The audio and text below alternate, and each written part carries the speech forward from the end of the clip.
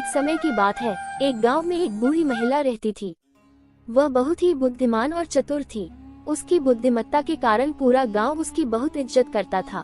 गांव में एक लालची जमींदार था जो हमेशा गरीबों को ठगने की कोशिश करता था। एक दिन उसने सोचा, ये बूढ़ी औरत बहुत चतुर बनती है, क्यों न इसे बेवकूफ बनाकर इसकी संपत्ति हड़प लूं।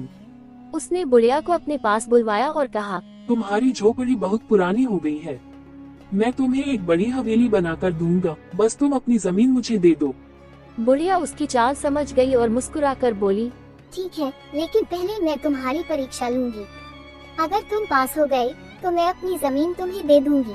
जमींदार को लगा कि यह आसान होगा, इसलिए उसने हाँ कर दी। बुढ़िया ने कहा, तुम्हें 3 सवालों के सही जवाब देने होंगे। पहला सवाल, ऐसा कौन सा पानी है जिसे पीने के बाद भी प्यास नहीं बुझती? जमींदार बहुत सोचने लगा, लेकिन जवाब नहीं दे पाया।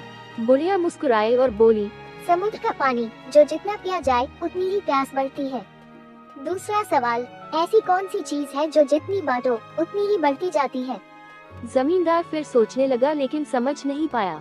बुढ़िया ने कहा, ज्ञान, जो जितना बांटो उतना बढ़ता है।